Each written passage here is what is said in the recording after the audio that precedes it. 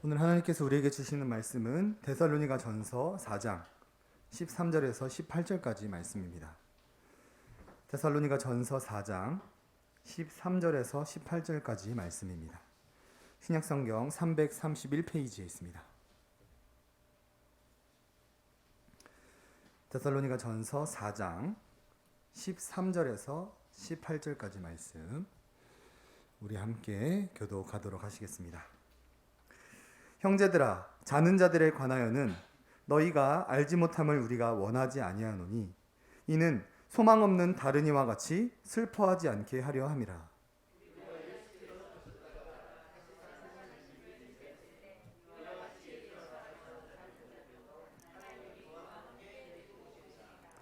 우리가 주의 말씀으로 너희에게 이것을 말하노니 주께서 강림하실 때까지 우리 살아남아 있는 자도 자는 자보다 결코 앞서지 못하리라.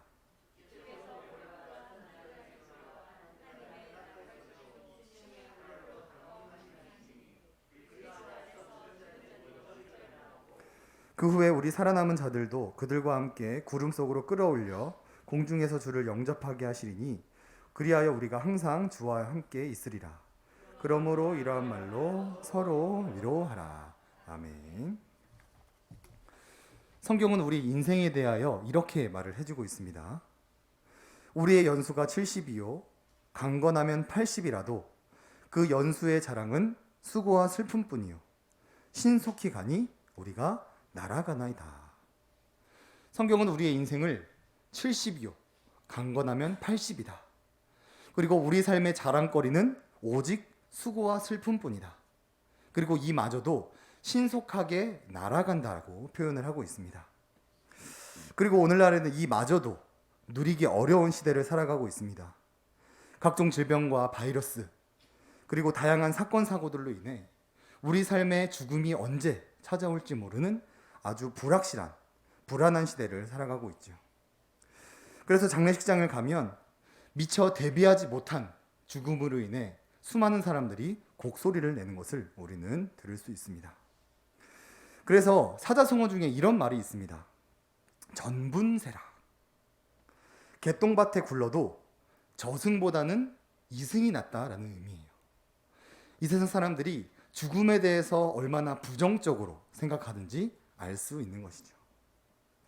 하지만 성경은 죽음에 대해서 굉장히 긍정적으로 평가를 하고 있습니다. 오늘 설교 제목이 영화를 위한 죽음이에요. 세상은 죽음의 끝이라고 생각하지만 성경은 죽음을 영화의 길로 들어서는 시작 지점으로 바라보고 있습니다. 오늘 이 시간 영화를 위한 죽음이라는 주제를 통하여서 우리 삶의 죽음 이후에 그런 우리의 삶이 얼마나 아름답고 고귀한 것인지 깨닫기를 원하고 이 확실한 진리로 말미암아 우리가 서로를 위로하는 우리가 되었으면 좋겠습니다. 먼저 웨스트민스터 소유문답 37문을 보시면 신자가 죽을 때 그리스도에게서 무슨 유익을 받습니까? 라는 질문이 있어요. 제가 답을 읽어드리겠습니다. 신자는 죽을 때 그의 영혼이 완전히 거룩하게 되어 즉시 영광에 들어가고 그의 몸은 여전히 그리스도에게 연합되어 부활할 때까지 무덤에서 쉽니다 라고 말하고 있습니다. 세상 사람들이 들으면 참 비웃을 질문입니다. 죽으면 끝이지 무슨 죽음에 유익이 있느냐.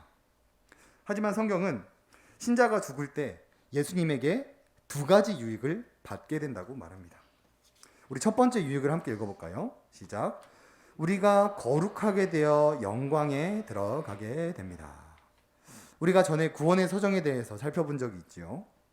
예정, 부르심, 거듭남, 회개, 믿음, 칭의, 성화, 양자됨, 견인, 그리고 성화. 성도에게 있어서 죽음은 끝이 아니라 이 구원의 서정의 완성입니다. 창세기 2장 말씀을 보시면 여호와 하나님이 땅의 흙으로 사람을 지으시고 생기를 그 코에 불어넣으시니 사람이 생명이 되니라. 하나님은 사람을 흙으로 지으시고 코에 생기를 집어넣으셨습니다. 그래서 인간은 육체와 영혼으로 구성이 되어 있어요. 그런데 우리가 죽음을 맞이하게 되면 이 육체와 영혼이 분리되어서 육체는 우리가 왔던 흙으로 돌아가고 영혼은 그 즉시 하나님 영광에 참여하게 되는 유익을 누리게 된다라고 우리에게 설명을 해주고 있습니다. 또한 두 번째 유익을 함께 읽어보겠습니다. 시작. 우리의 몸은 여전히 그리스도와 연합되어 안식을 누립니다. 우리가 죽으면 우리의 영혼은 영광에 참여하게 되고 몸은 흙으로 돌아가게 되는데, 우리의 신앙 고백은 이것을 부활하기 위하여서 쉰다라고 표현을 하고 있어요. 성도의 죽음은 끝이 아니라 부활을 위해 잠시 쉬는 것이라는 것이죠. 그래서 오늘 본문에 이렇게 말합니다. 형제들아, 자는 자들에 관하여는 너희가 알지 못함을 우리가 원하지 아니하노니 이는 소망 없는 다른 이와 같이 슬퍼하지 않게 하려 함이라. 지금 데살로니가 성도들은 예수님이 재림하시기 전에 먼저 죽은 성도들을 걱정하고 있습니다. 혹시 그들이 먼저 죽어버린 탓에 예수님이 재림하실 때 혹시 그들이 구원에 참여하지 못하면 어떻게 되나, 지금 이런 걱정을 하고 있는 거예요. 이때 사도 바울은 죽은 자들을 향하여서 자는 것이라고 표현을 합니다. 자는 것. 우리가 고된 삶의 하루를 마치고 내일 또 일어나기 위해 휴식을 취하는 것을 말하죠. 성경은 죽음을 이렇게 표현하고 있습니다. 죽음이라는 것은 우리 인생의 끝이 아니라 구원의 완성, 그리고 부활을 위해 잠시 쉬는 것이다 라고 표현을 해주고 있어요. 하지만 세상 사람들은 이 진리를 모르기 때문에 계속해서 죽음을 회피하려고 하고 외면하려고 하고 부정하려고 합니다. 그러다가 여러 질병과 사고를 통해 죽음을 대면하게 되었을 때 너무나도 두려움에 벌벌 떨게 되는 것이죠. 세상은 이처럼 죽음을 부정적으로 바라보지만 성경은 굉장히 긍정적으로 바라보고 있습니다. 오히려 죽음을 바라보아야 하고 기대해야 되고 소망해야 되는 것으로 우리에게 말을 해주고 있어요. 빌립보서 1장 말씀을 보시면 이는 내게 사는 것이 그리스도니 죽는 것도 유익함이라 라고 말합니다. 사도 바울은 지금 당장이라도 육체의 장막을 벗어버리고 주님을 만나러 가고 싶다라고 고백하고 있는 거예요. 한시라도 빨리 내가 죽어서 하나님의 영광에 참여하고 싶다라고 사도 바울은 지금 신앙을 고백하고 있는 것입니다. 사랑하는 우리 예수만교회 가족들도 이러한 신앙을 고백하기를 원합니다. 우리 예수만교회는 연로하신 성도님들과 질병으로 인해 고통받는 성도님들을 위해 매일매일 기도하고 있습니다. 그들의 몸을 치유해 주시기를, 그들의 몸을 보호해 주시기를, 지켜주시기를 우리는 매일매일 기도하지만 이 치유의 기도는 한계가 있습니다. 하나님께서 병을 10번, 100번 고쳐주셔도 모든 성도는 죽음에 이르게 된다는 거예요. 그때 우리가 죽음에 대한 올바른 신앙을 가지지 못한다면 우리는 세상 사람들처럼 죽음 앞에서 벌벌 떨 수밖에 없습니다. 그렇기 때문에 우리가 이 진리를 올바르게 알기 원합니다. 우리 소유리문답 37문을 함께 읽어볼까요? 우리 질문을 함께 읽어보겠습니다. 신자가 죽을 때 그리스도에게서 무슨 유익을 받습니까? 대답도 읽어보겠습니다. 신자는 죽을 때 그의 영혼이 완전히 거룩하게 되어 즉시 영광에 들어가고 그의 몸은 여전히 그리스도에게 연합되어 부활할 때까지 무덤에서 쉽니다. 우리가 죽으면 육체와 영혼이 분리되어서 육체는 우리가 왔던 흙으로, 우리의 영혼은 즉시 하나님의 영광에 참여하게 된다라는 것을 꼭 기억하기 원하고요. 본문을 보시면 형제들아 자는 자들에 관하여는, 죽음은 잠시 자는 것이구나, 우리가 슬퍼할 필요가 없는 것이구나를 우리가 꼭 기억하였으면 좋겠습니다. 그리고 사도 바울은 14절에 또 이렇게 말을 해줍니다. 우리가 예수께서 죽으셨다가 다시 살아나심을 믿을진대 이와 같이 예수 안에서 자는 자들도 하나님이 그와 함께 데리고 오시리라. 사도 바울은 데살로니가 성도들에게 예수님이 우리의 부활의 첫 열매가 되신 것처럼 우리도 부활을 할 것인데 예수님의 재림 때 우리도 부활하게 된다고 설명을 해주고 있습니다. 또 소요리문답 38문을 보시면 신자가 부활할 때 그리스도에게서 무슨 유익을 받습니까? 라는 질문이 있어요.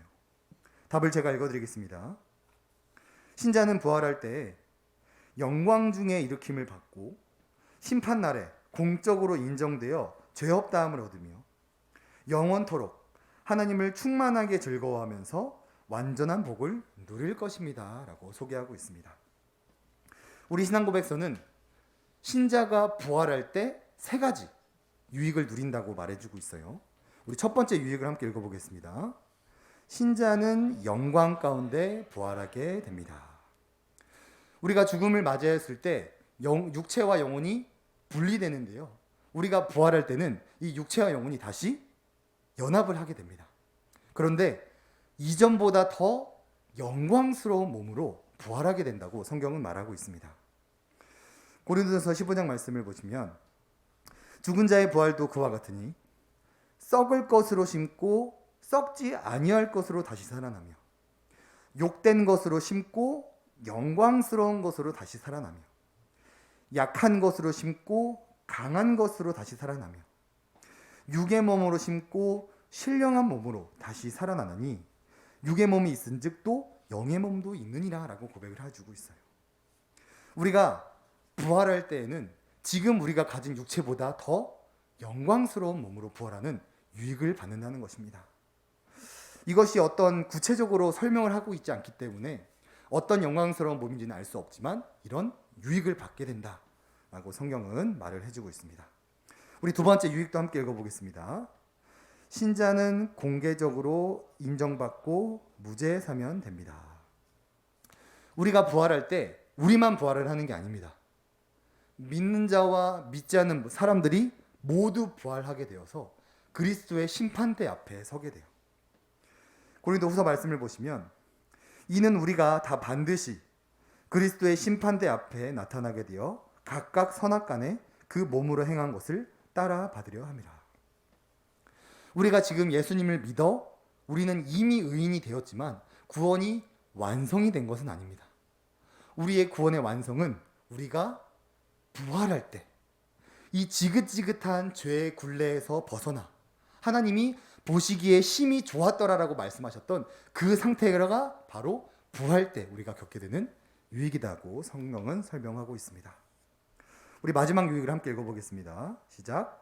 신자는 영원토록 하나님을 온전히 즐거워하게 됩니다. 오늘 본문 16절 17절을 보시면 주께서 호령과 천사장의 소리와 하나님의 나팔 소리로 친히 하늘로부터 강림하시리니 그리스도 안에서 죽은 자들이 먼저 일어나고 그 후에 우리 살아남은 자들도 그들과 함께 구름 속으로 끌어올려 공중에서 주를 영접하게 하시리니 그리하여 우리가 항상 주와 함께 있으리라. 하나님의 나팔 소리가 들리면서 예수님께서 재림을 하실 때 그리스도 안에서 죽었던 자들이 먼저 부활을 하고 우리처럼 살아있는 자들도 함께 들려 올려서 공중에서 주를 영접하게 된다고 말합니다. 여기서 영접하다라는 이 아판테시스라는 것은 이제 황제를 마중 나가서 궁궐로 데리고 오는 그것을 표현하는 단어입니다. 우리가 손님이 오게 되면 마중을 나가서 손님을 영접하게 되죠. 그리고 어디 다른 식당에 가는 것이 아니라 집으로 들어오게 됩니다. 지금 예수님께서 재림하실 때 우리가 공중에 들려서 주를 영접한다는 것은 재림하신 예수님을 우리가 공중에서 만나 우리가 지금 발을 디디고 있는 이 땅에 다시금 내려온다는 거예요. 그래서 지금 이 땅이 새하늘과 새 땅이 되어서 슬픔도 죄도 아픔도 없이 삼위 하나님과 영원한 교제를 누리는 것이 바로 우리가 부활할 때 누리는 유익이다라는 것을 성경은 설명해 주고 있는 것이죠. 이것이 성경에서 말하는 죽음입니다. 세상은 죽음이 끝이다라고 말하고 있지만 성경은 죽음이 끝이 아니라 구원의 완성이며 부활하기 위해 잠시 쉬는 것이며 삼위 하나님과 영원한 교제를 나누기 위한 과정이라고 우리에게 말을 해주고 있습니다. 그래서 이런 표현이 있습니다. 사람은 세 가지 인생을 산다. 첫 번째 인생은 엄마 뱃속에서 10개월, 두 번째 인생은 이 땅에서 살아가는 7, 80 인생, 세 번째 인생은 죽음 이후에 하나님의 영광 가운데 세워지는 인생이다. 그리고 각각의 인생을 넘어갈 때에는 큰 어려움이 따릅니다. 첫 번째 인생에서 두 번째 인생을 넘어갈 때는 출산이라는 어려움을 겪고요. 두 번째 인생에서 세 번째 인생을 넘어갈 때는 죽음이라는 큰 두려움을 우리가 경험해야 넘어갈 수 있습니다. 하지만 그 경험 뒤에는 너무나 영광스러운 삶이 우리에게 기다리고 있기 때문에 우리는 이 두려움을, 이 죽음을 두려워할 필요가 없이 오히려 기대하고 소망해야 되는 것이죠. 그래서 사도 바울은 이렇게 말합니다. 우리 18절을 함께 읽어볼까요? 그러므로 이러한 말로 서로 위로하라. 우리가 이 진리로 서로를 위로하는 우리가 되었으면 좋겠습니다. 오늘날 참 안타까운 점이 많은 교회들이 확실하지 않은 진리, 어떤 현세적인 것들로 성도들을 위로하려고 합니다. 예수님 믿으면 복 받는다. 예수님 믿으면 자녀가 잘 된다. 예수님 믿으면 질병도 다 낫고 모든 문제가 해결된다. 이런 불확실한 진리로 성도들을 위로합니다. 우리가 올바르게 알아야 될 것은 하나님께서는 우리의 질병을 치료해 주실 수도 있고 치료해 주지 않으실 수도 있습니다. 우리 삶에 발생한 문제를 해결해 주실 수도 있고 해결해 주지 않을 수도 있어요. 진리이긴 하지만 불확실한 진리라는 것이죠. 그런데 우리가 계속해서 이런 불확실한 진리를 마치 확실한 진리처럼 성도들에게 요구를 한다면 우리는 이런 문제가 발생할 수밖에 없습니다. 제가 청년 시절에 함께 신앙생활을 했던 한 형님의 간증을 들은 적이 있었는데요. 그 형님은 늘 예배와 섬김의 자리에 있었던 아주 열심히 있는 청년이었다고 합니다. 그러던 어느 날 어머니께서 병에 걸리게 되셨고 위독한 상태가 되셨다고 해요. 그래서 믿음대로 하나님께 기도를 했다고 합니다. 우리 어머님 살려주세요. 우리 어머니 살려주세요. 그러나 하나님은 야속하게도 어머니를 일찍이 하나님의 품으로 데려가셨다고 합니다. 그리고 그때부터 아주 오랫동안 신앙생활을 하지 않았다고 합니다. 어머니를 치유해주지 않은 하나님에 대한 의심, 원망, 불평 이런 것들로 인하여서 교회에서 가르쳐준 이 확실하지 않은 진리를 따라가다 보니까 오히려 하나님과의 관계가 끊어져 버리게 된 것이죠. 만약 그 형님께서 불확실한 진리를 쫓은 것이 아니라 성경에서 우리에게 말하는 확실한 진리, 모든 인간은 죽음에 이르게 되고 죽음이 끝이 아니라 영화에 들어가는 것, 우리가 부활을 위해 몸이 잠시 쉬고 잠시 잔다는 것, 예수님이 재림하실 때 그 누구보다 영광스러운 몸으로 다시 부활하게 된다는 이런 확실한 진리를 만약 쫓았다면 어머니의 죽음으로 인해 슬픔은 있을지언정 하나님과의 관계가 끊어지지는 않았을 것입니다. 사랑하는 우리 성도님들은 이런 불확실한 진리로 서로를 위로하는 것이 아니라 성경에서 우리에게 말해주는 확실한 진리로 서로를 위로하였으면 좋겠습니다. 우리 삶에 반드시 일어나는 진리, 성도의 죽음, 죽음 이후의 영화, 영화 이후의 부활, 이 진리로 우리가 서로를 위로하기 원합니다. 우리 소일분답과 본문 말씀을 한 번만 더 읽어보고 예배를 마치겠습니다.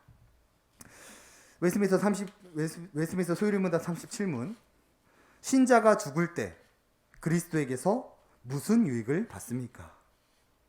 신자는 죽을 때에 그의 영혼이 완전히 거룩하게 되어 즉시 영광에 들어가고 그의 몸은 여전히 그리스도에게 연합되어 부활할 때까지 무덤에서 쉰다라고 말하고 있습니다. 성도의 죽음은 끝이 아니라 영화로 들어가는 시작점이고 다시 부활하기 위한 과정일 뿐이라는 것을 우리가 꼭 기억하기 원합니다. 그리고 오늘 본문, 형제들아 자는 자들에 관하여는 너희가 알지 못함을 우리가 원하지 아니하노니 이는 소망 없는 다른 이들과 같이 슬퍼하지 않게 하려 함이라. 성도의 죽음은 잠시 자는 것입니다. 예수님께서 재림하실 때 우리가 잠에서 깨어나듯 다시 부활한다라는 것을 꼭 기억하기 원합니다. 그리고 웨스민스터 소일문답 38문, 신자가 부활할 때에 그리스도에게서 무슨 유익을 받습니까? 신자는 부활할 때 영광 중에 일으킴을 받고 심판 날에 공적으로 인정되어 죄 없다 함을 얻으며 영원토록 하나님을 충만하게 즐거워하면서 완전한 복을 누릴 것입니다 라고 설명합니다. 성도는 죽음 이후에 예수님이 부활하셨듯이 반드시 부활합니다. 그리고 부활하여서 드디어 이 지긋지긋한 죄에서 완전히 벗어나게 되죠. 그리고 본문 17절에 그 후에 우리 살아남은 자들도 그들과 함께 구름 속으로 끌어올려 공중에서 주를 영접하게 하시리니 그리하여 우리가 항상 주와 있으리라. 또한 부활한 사람들은 공중에 들려 올라가 주를 영접하게 되고 다시 이 땅에 내려와 이 땅이 드디어 새하늘과 새 땅이 되어서 죄도 아픔도 슬픔도 없는 하나님 나라가 되어 하나님의 하나님과 교제를 하게 된다라는 것을 우리가 꼭 기억하기 원합니다. 구원이 완성되는 것이지요. 이것은 또한 반드시 일어나는 일입니다. 일어날 수도 있고 일어나지 않을 수도 있는 이런 불확실한 진리가 아니라는 거예요. 모든 성도는 반드시 죽습니다. 그리고 모든 성도는 반드시 하나님 영광에 즉시 참여하게 됩니다. 그리고 모든 성도는 예수님의 재림 때에 반드시 부활하게 됩니다. 우리 교회는 연로하신 성도님들과 질병으로 고통받는 성도님들이 참 많습니다. 우리가 불확실한 것들로 서로를 위로하는 것이 아니라 반드시 일어나는 이 진리로 우리가 서로를 위로하여서 죽음 앞에서 벌벌 떠는 이런 세상의 모습이 아니라 오히려 죽음을 기대하고 바라보고 소망하는 그런 정말 건강하고 아주 고차원적인 이런 믿음을 소유하는 우리 예수만교회 가족들이 되기를 주님의 이름으로 소원합니다.